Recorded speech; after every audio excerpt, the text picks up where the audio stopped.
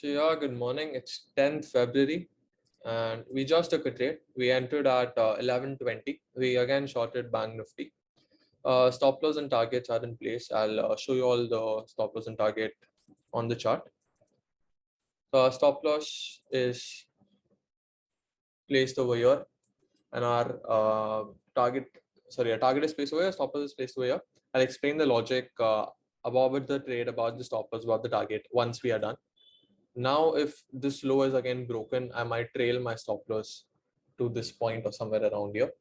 So I'll keep you all updated.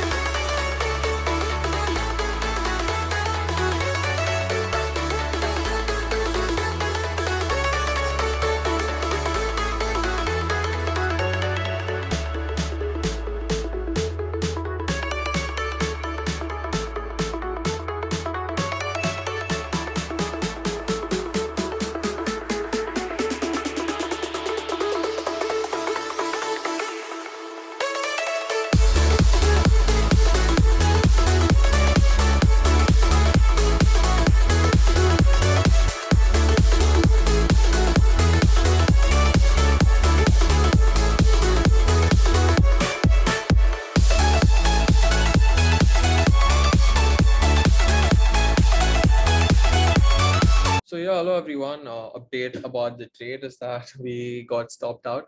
Our stop loss was hit, which was at just slightly above our cost, 133, 6 points in loss. We booked a loss of 172 on the trade today. And let's move to the setup now.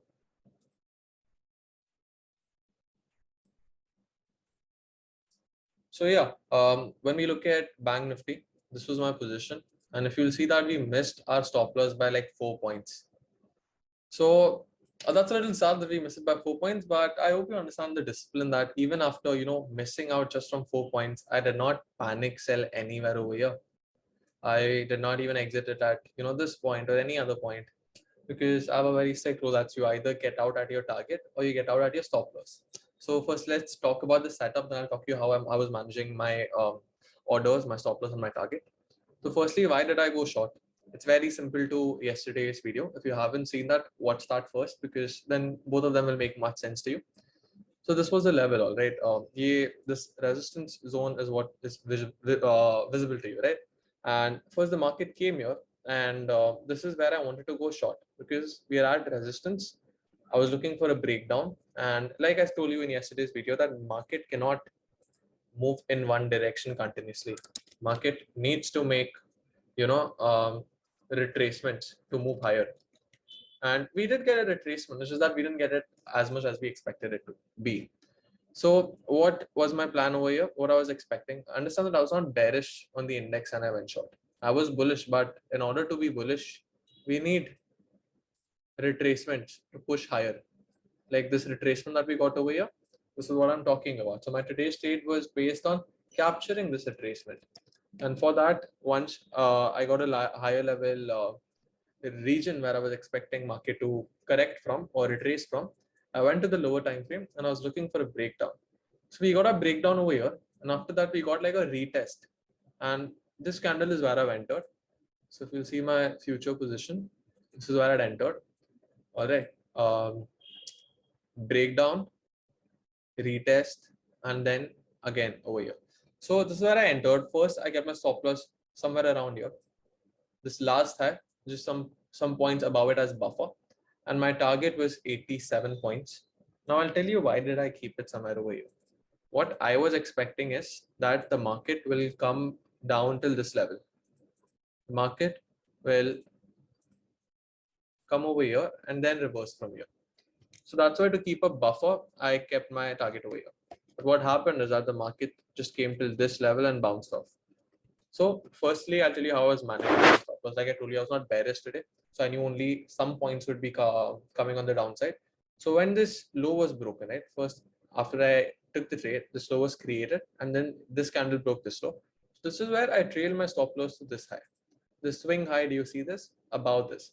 Because I know that if the market now comes and breaks this, it will definitely go and break the previous high. So this is where I first trailed my stop loss. And in the later candle, when it came as low as 4 points away from my target, now I knew that if the market reverses from here, my stop or even my this stop loss would get hit. So that is where I trailed my stop loss to, I think, like 6 points. So this is where I trailed my stop loss to. And after a while, my trailing stop loss got it, and we booked a loss of 170, as you must have seen. I just showed you a couple of minutes back. So there's nothing wrong with this trade, in my opinion. It was a nice trade. It's just that we were not lucky this time because we missed the target by 4 points. But I hope you understand the logic between this trade. And the other thing which I want you to understand more than the logic is the discipline that it requires to not panic sell a trade or not get out of trade just like that. You have to either wait for your target or you have to wait for your stop loss. Now that I completed my trade, this is where I'm going to go back now and analyze about what went wrong. Why did why did I keep 87 points? Why did I not keep it something like 80 points and stuff like that is what I'm going to question myself now for until the market ends. But when I've executed an order, I have a certain logic, I have a certain plan. So it's very important that you follow the entire plan, because only after you follow the entire plan is that you can question the plan. If you're starting a plan and you're changing it midways and you're just making it flexible, then it's not a plan. And then you cannot go and question yourself back of what went wrong, and you're not going to have a process later to rely on. Now, because of following this process very diligently, I have a process, I have a plan that I can question, I have a plan that I can adapt. But adaptation, in my opinion, shouldn't be done during the trade, because I'm trading in 1 minute. In 1 minute, I cannot be that adaptive, because I'm pretty sure most people, if they would try being adaptive in the 1 minute time frame, they're going to end up making mistakes. So it's better to adapt yourself after you're done with the trade and understand what went wrong, what could be improved, and then in the next plan, like if today I find out there was something wrong with my trade, I'm going to make sure that the next time I don't make it. But so far as of now, I don't think there's anything wrong in this trade. Today was, I would just say honestly that probability was not in our side. Overall, the trade was nice, no regrets about it. So I'll just sum up the entire reason why we went short again before ending the video. Higher time frame, we saw a resistance zone. That is where we had a bias that let's go short. And now we have another thing. Oh, I forgot to mention this. The RSI. I hope you saw yesterday's video. Again, if you didn't see yesterday's video, do see it, because it's very similar to this. I traded the same thing last day and we made money last day. So you see that the price is moving on the upside, right? But what is RSI telling us? That the RSI is giving us a downside. What does this indicate? Prices are moving higher, but the strength in the market is reducing. And this difference is what's known as divergence. Prices moving up, strength moving down. What does it mean? Market will come down. Not okay, again, not certainly will come down. Market has a higher probability of coming down. So that is where we drew a trend line and we were waiting for a breakdown.